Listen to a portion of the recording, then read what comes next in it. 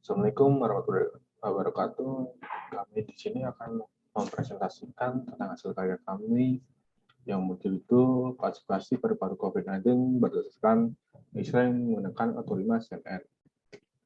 Yang beranggotakan pertama adalah saya, Reniki Satria, kedua adalah Rinwani Pratino, ketiga adalah Muhammad Isanul Hafid.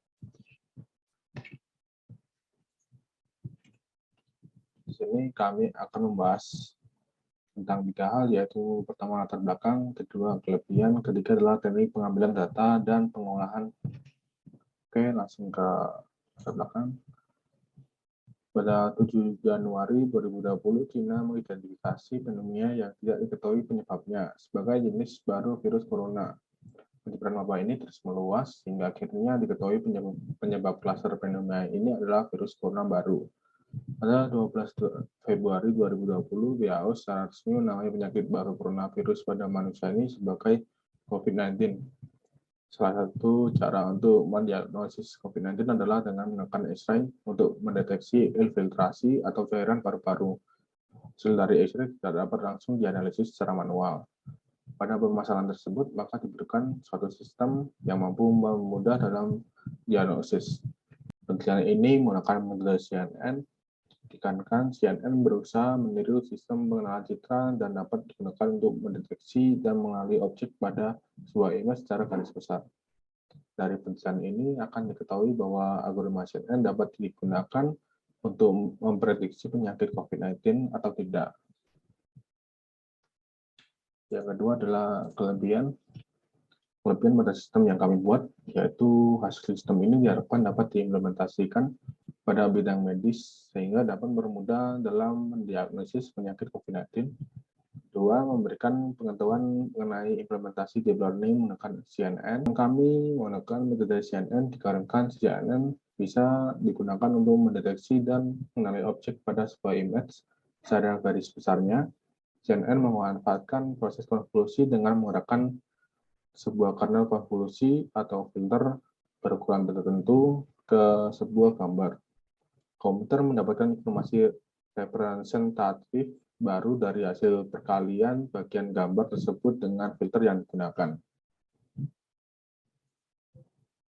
Yang ketiga adalah teknik pengambilan data dan pengolahannya. Data yang kami gunakan berasal dari Kaggle.com. Data ini berupa citra X-ray paru-paru yang tergolong menjadi 2 kelas, yaitu COVID dan normal. Jumlah data citra X-ray yang kami gunakan sebanyak 13.808 citra yang bagi menjadi 2 kelas, yaitu normal sebanyak 10.192 citra dan COVID sebanyak 3.616 citra. Selanjutnya, data pengolahan.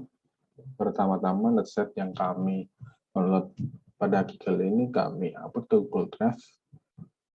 Di sini kami menggunakan Google Colab untuk sistem yang kami buat.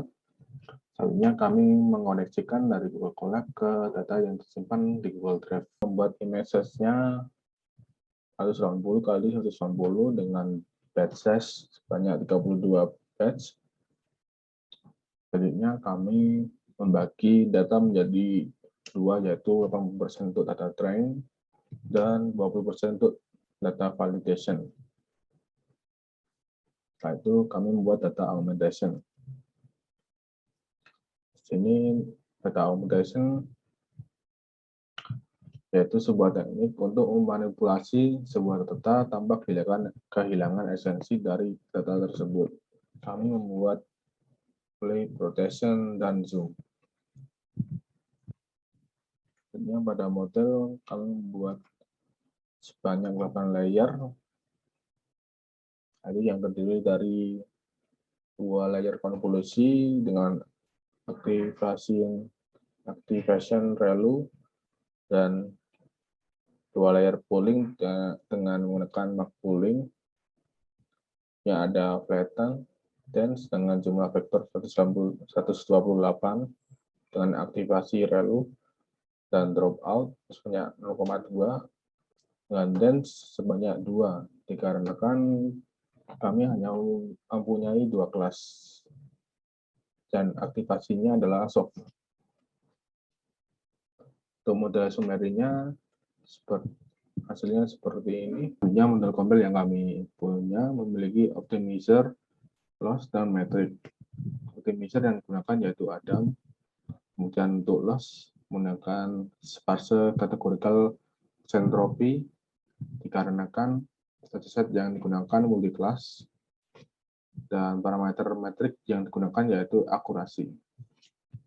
Ini adalah model fit-nya. Kami menggunakan 20 approach, dan ini adalah hasilnya. Dan hasil terbaik yang kami punya adalah sebesar 99,27%. Itu adalah akurasi training, dan 89,68% itu adalah akurasi validation. Dan pada grafik akurasi seperti ini, akurasi trainingnya, dan ini adalah akurasi validasi. Di sini kami menguji 40 gambar yang masing-masing 20 gambar normal dan 20 gambar COVID.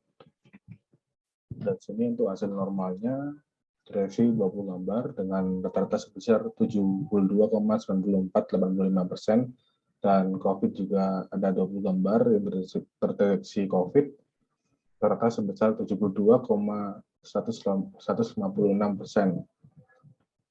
Dari hasil ini dikatakan ini hasil yang cukup besar, dan dapat disimpulkan bahwa model yang kami miliki mampu untuk mengklasifikasi paru-paru COVID-19.